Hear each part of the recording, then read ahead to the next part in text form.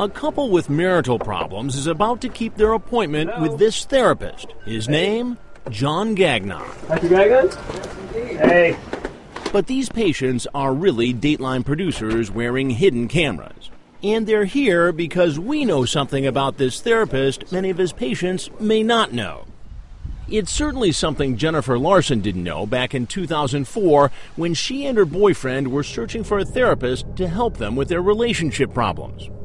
After seeing his ad in a psychology magazine, they ended up making an appointment with Gagnon here at his home office in Stamford, Connecticut.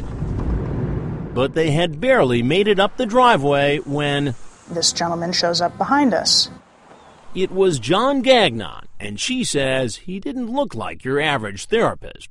Dr. Gagnon was dressed in full U.S. Army battle fatigues with 1 star on his collar, indicating that he's a general in the U.S. Army. If that seemed unusual, she says Gagnon's explanation was even stranger. He proceeded to tell us that he had just been back from a mission, that he was literally coming in the door from it. Even more bizarre, Larson says he told her the mission was an al-Qaeda raid in the Middle East. After their session, Larson and her boyfriend called the Army and asked if there was a General John Gagnon. And we were told no. So they went to the Stamford police. Gagnon was arrested and later pleaded no contest to a charge of unauthorized use of a military uniform. He was sentenced to 18 months probation. But the police told Jennifer that John Gagnon had a much darker secret, something much worse than faking his military record. I found out at that point that he's a registered sex offender. That's right. Marriage therapist Gagnon was convicted of sexual assault in the late 80s, and although he must notify authorities if he changes his address or has any contact with school children, he remains licensed to advise patients about their most intimate relationship problems. He's been convicted of offending sexually. You'd think that would be enough for a licensing board to say, you know what, maybe it's not a good idea for us to allow him in this position of trust. On the surface, a prospective patient like Jennifer wouldn't know there was anything amiss looking at Gagnon's resume. It boasts a Ph.D. in psychology and says he's a teacher and author with memberships in various associations and academies. But if you knew where to look, you could find out a whole lot more about John Gagnon.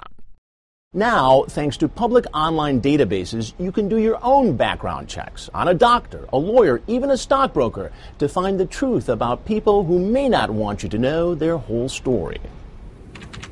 Tommy Joyce works with the data service LexisNexis, a source for numerous public databases that maintain personal histories on many professionals we rely on. If people can do the proper background investigations and check who they're doing business with, it could help them make better decisions. So how did John Gagnon's name come to our attention? LexisNexis pointed us to public online sex offender registries. With their help, we simply compared those lists to other online lists, this time of licensed health professionals in several states. There were several names that popped up. One of them was Gagnon's. Does it surprise you that we were able to find a licensed therapist with this kind of a criminal history? No, I'm not. I'm not surprised. And that data is available at a simple search.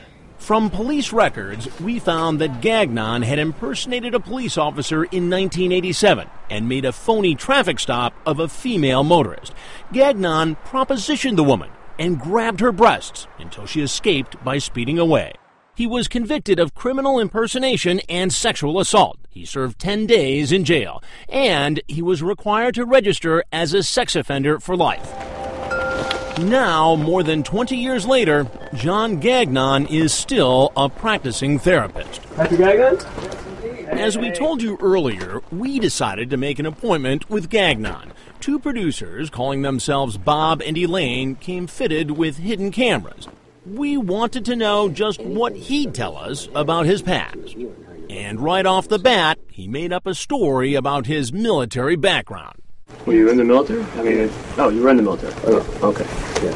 And my work was in the area of, and still have connections to, counterintelligence and intelligence.